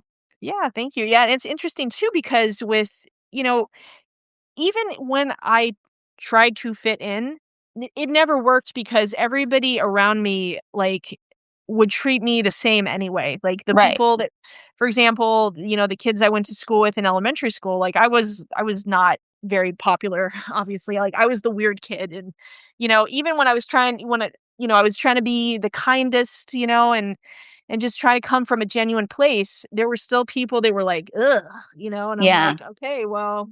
And just realize, yep, yep, you grow up and you realize, "All right, well, you're not my people then. I'm gonna find my Exactly. people." Yep. Exactly, and Yep. it's funny because like, when I started, like, also healing that and letting that go, like, even, like, outside when I, sorry, my cat fell off the "Oh, he fell no, into a too much chair. catnip." Yeah, yeah, Stoned. he's stoned. Well, he likes the greenies. These were in my pocket. Oh, got you, got you.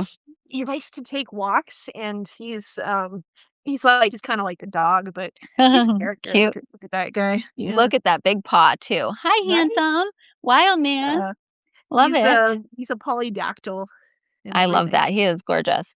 Yeah. Yeah, he was on the news back, like, 2 years ago, and, like, I was posting videos about, just, like, walking him, like, on the Nextdoor app, and, one of the news anchors here in Anchorage, he moved to Colorado, but his name's, Dave Allgood, and he said, "Hey, I'd like to interview you and, about your cat walking on a leash and everything. I think it would be a wholesome story in the midst of Aw, all this bad news yes. and I said, "Yeah, sure, let's do it." And so, I'll send you the link to it. Please. Yeah, yeah, yeah. Yeah, I love that. I love that. yeah, it's really funny because Zuko, I adopted him from the Alaska Cat Adoption Team, which is a really, they're a wonderful nonprofit. Mm. They, um I don't know how many, like, nonprofits you guys have in Detroit, like, in Michigan, you know, try to find, um, cats and kittens homes, you know, forever homes, you know, and everything, but I'm sure that there's ones there, but, you know, the Alaska Cat Adoption Team is one of those here in I love Anchorage, that. Alaska. Yeah. Yeah, Yeah. yeah. Yeah, and I always advocate for, you know, people to, you know, like, if you're gonna adopt a cat, you know, adopt from, you know, adopt, don't shop, of Of course, you course, know? of course, yeah. Yeah, and, not only that, but adopt from a place, you know, that puts the welfare of the animal, you know, above all else. Of course, yeah. Yeah, yeah, but yeah, so this is my baby, like, I don't have children or anything, and I'm Totally, yeah, yeah, not married, so he is the closest thing I have to a son. totally. That's how I am with my babies. We've got Oh, 4 animals, and oh, they're, you know, are we get to be human stewards for them. They're humans. that's lovely. Well, Yeah. there's Tagalong, wait, which one passed? Was it Nenea or did Tagalong pass away? No, no, we nobody's passed away. Oh, good. Okay, okay, okay. I was Yeah, like, yeah, it's just Tagalong she had a seizure. uh-huh. I mean, I'll be honest with you, she's 14. She had a Oh, seizure last year when Uranus entered mhm. my 6th house briefly of small pets and Yeah. all that shit, and it retrograded back, and it's gonna be re-entering at the end of April, and so I'm on high alert. I'm just like, "Oh Yeah. dear God, please don't." I mean, I realize that Yeah. within the next 7 years, I'm going to lose her during this transit, which makes Yeah. sense. I mean, Uranus, the Mhm. planet of disruption, right? Mhm. Yeah. Um, in my 6th house of, uh work and health, and it includes small pets. So I'm just like, well, preparing myself. But for now, she's here, and I'm grateful for that. Period. I'm not gonna Yeah. put her. She's not going anywhere yet. So That's good. And yeah, what was your cat? There's Tagalong, there's Nenea, and Tagalong and Nenea are the dogs, yeah. and then we have Lionel and Luna. Little Luna. Oh, Yeah, yeah, I Luna and think Lionel. Luna's the one that's kinda white, right? Yeah, yeah, It's been a Luna's while white. since I've seen a picture of her, you know, but yeah, She's you're awesome. She has such a spirit, man. I dig her spirit. She desires to same. freedom like nobody's, Uh-huh, you know, we take her out in the backyard in the uh-huh, summer, and she lays on a leash, and I want to let her free. I would love to let uh-huh. her free, you know. But Heather did lose a cat to coyotes, and you know, I Oh, have yeah, and uh, so I have conflicting opinions on it. On one hand, I'm like, she's willing to live in the wild. She's still connected to the natural world. Like, yeah. she doesn't fear death. Like, let her live, let her be so free, you know. But then the other part of me is like, you know, we did this to them. We like they Yeah, we need us now. domesticated You know what I them. mean? We domesticate. Yeah, we took them away from the natural world. So there's that part of me that's like, you know, I think we do hold responsibility in keeping them as safe as we can, while also giving them Right. freedoms. You know, and she is so wild, and she just I really dig her spirit, man. She's just a great, cool cat, cool lady.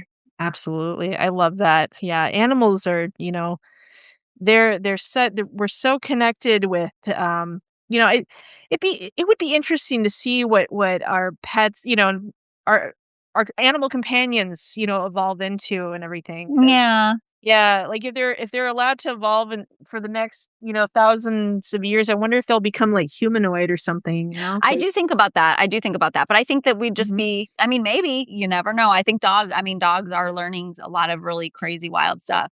Oh, yeah. You know, Yeah, it's impressive. yeah.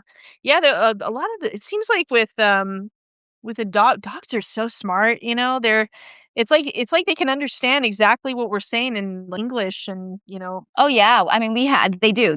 I mean, there's those do you spot Mhm. follow Stella, like the talking dog? It's Uh-huh. so she Yeah. started a whole I mean, now everybody has those buttons for their dog, and it's so beautiful. That's right. You know, and that dog, like, I saw the lady post, like, a happy birthday to her recently, and she was just like, Mhm. you'll like, "I wish you could know how you've changed the world," like, that more and more Right. people are, like, Aw. communicating with their dogs and recognizing the depth of their thinking and their communication, because 'cause she'll, like, ask Right. questions, and then, like, if the owner, like, asks for clarity, she's like, "What do you mean, like, blah, blah, blah?" And then they'll think, and then they'll go and give a response, you know, and it's just, Mhm. like, it's really special. Yeah. There are teachers, you know, they really are. Um, have society at large, not we individually, Right. have done unto them what we have done unto ourselves, just like, you know what I'm saying, we are doing. Exactly.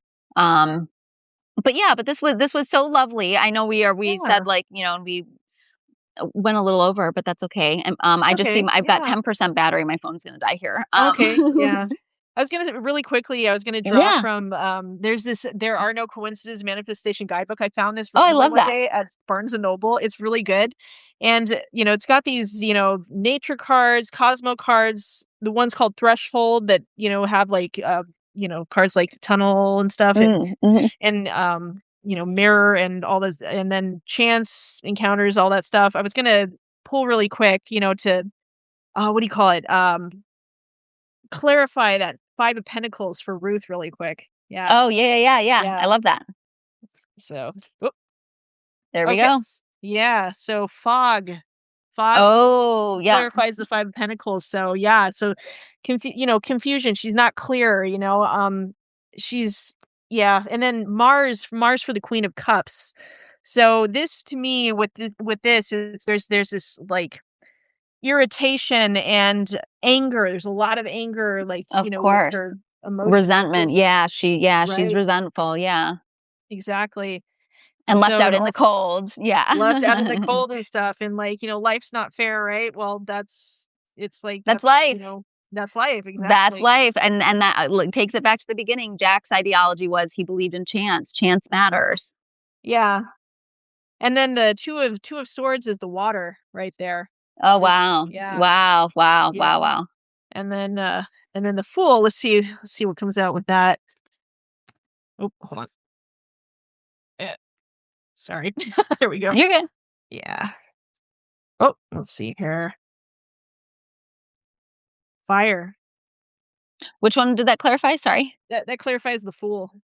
Oh, Yeah. wow. Oh, wow. Oh, is she Yeah. going to hell? I'm like, "Oh god."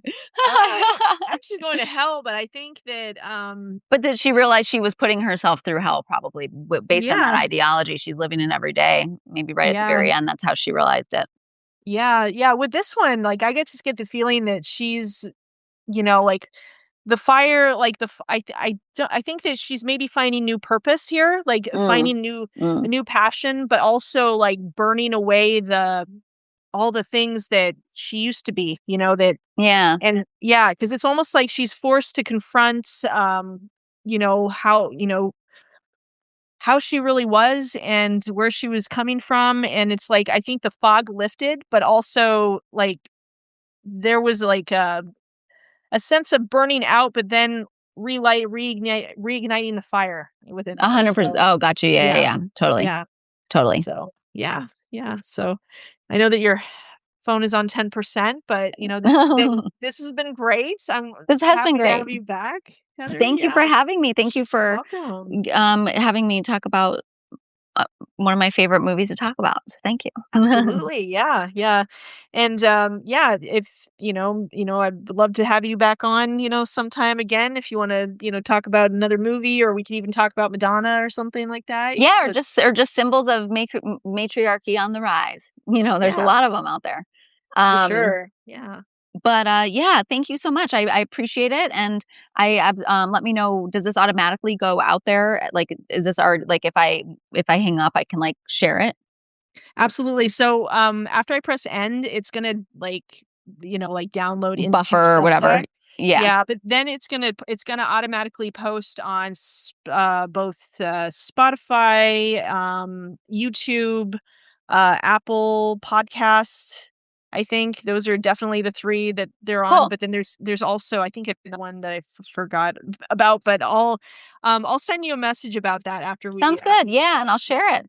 yeah, Yeah. definitely. All right. All Well, right. thank you Well, so much. I yeah. appreciate it. Thank you. Have a lovely evening.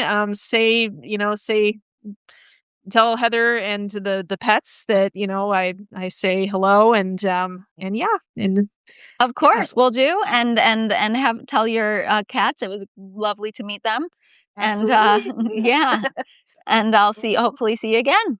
All right. See you soon. Thank you. All right. Take care, Bye. Heather. Bye.